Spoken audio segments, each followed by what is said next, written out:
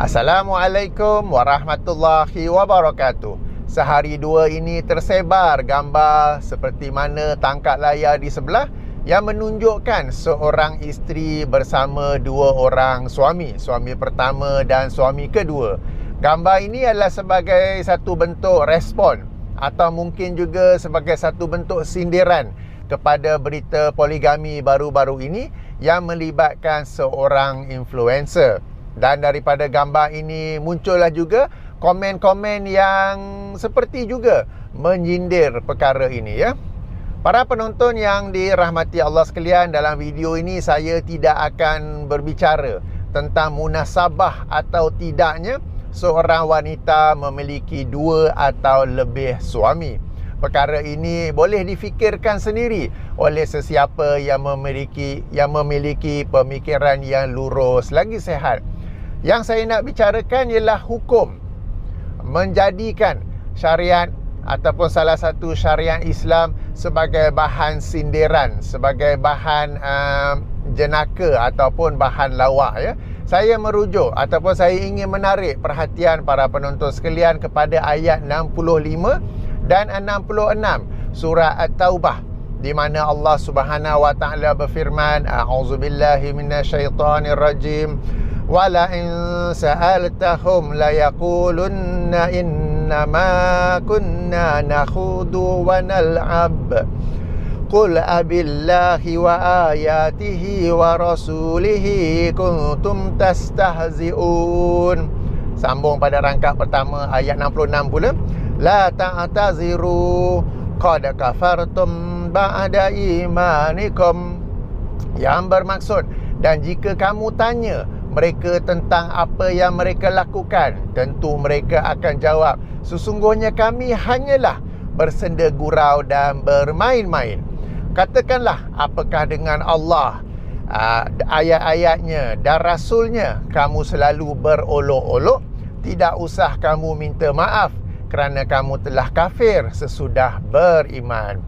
Berdasarkan ayat ini ada beberapa pengajaran. Pertama, tentang sebab turunnya ayat ini, ia merujuk kepada peristiwa Perang Tabuk. Yang ini dalam perjalanan ke Perang Tabuk, di mana ada beberapa orang munafik ataupun sekumpulan orang munafik yang seperti menyindir-nyindir kemampuan para pejuang umat Islam untuk menang dalam peperangan tersebut.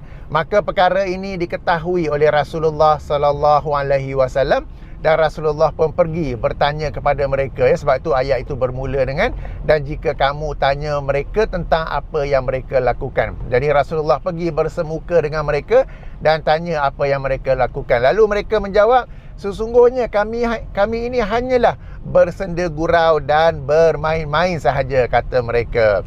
Maka Allah berfirman, katakanlah wahai Muhammad kepada mereka itu, apakah dengan Allah, ayat-ayatnya dan Rasulnya kamu selalu berolok-olok?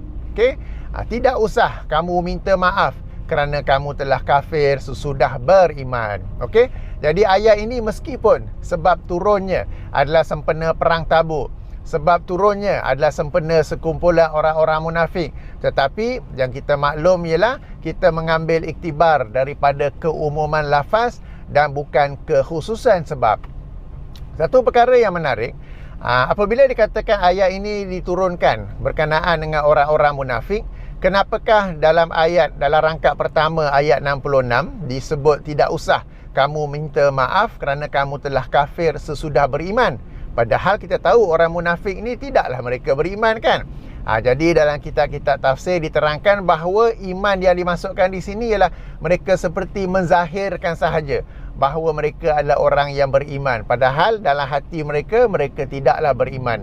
Sebab orang-orang munafik ni dari sudut fizikal, penampilan luaran seperti orang beriman, tetapi dalamannya mereka kufur kepada Allah dan Rasulullah, ya.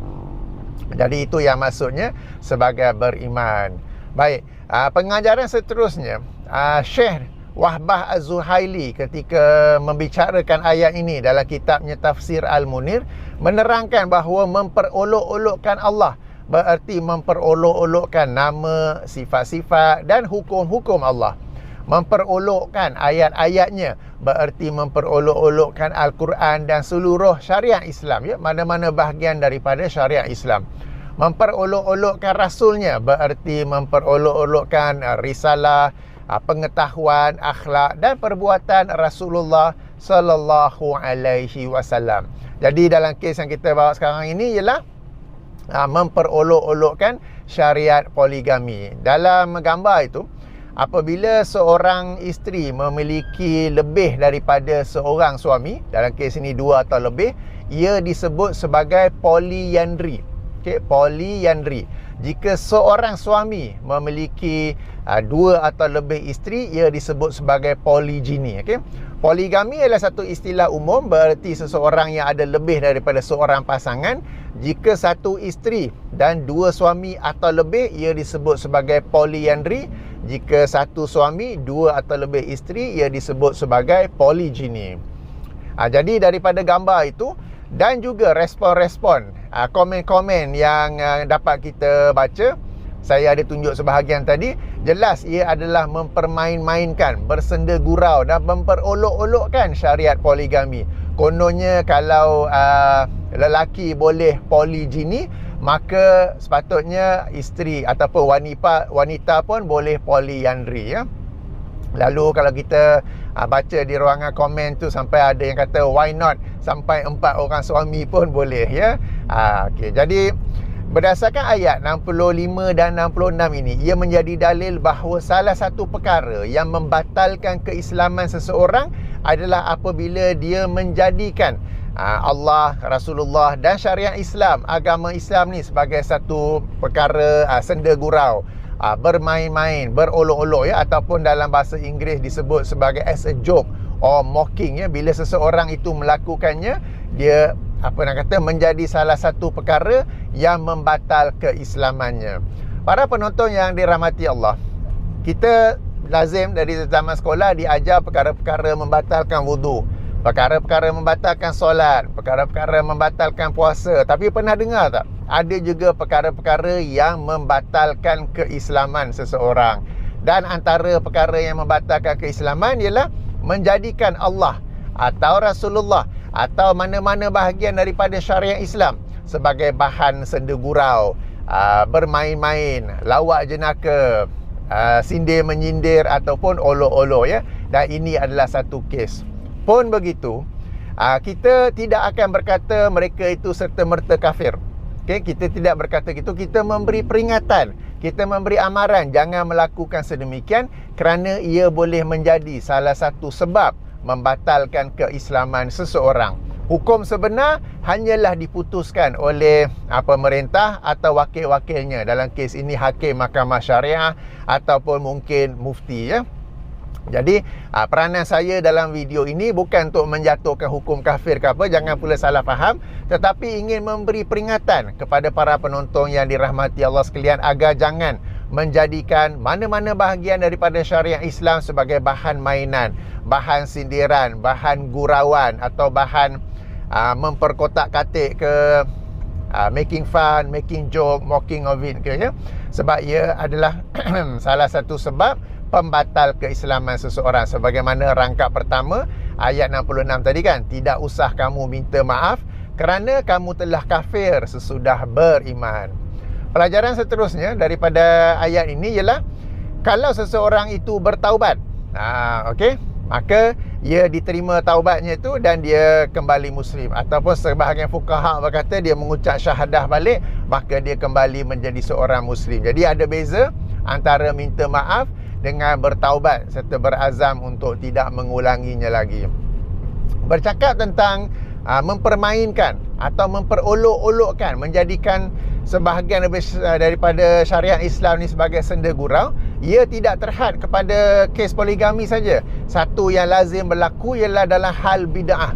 Kita lihat, kita dengar, kita baca komen sebahagian orang, sebahagian umat Islam yang menjadikan topik bid'ah ni sebagai satu senda gurau, sebagai satu permainan, sebagai satu lawak, ya.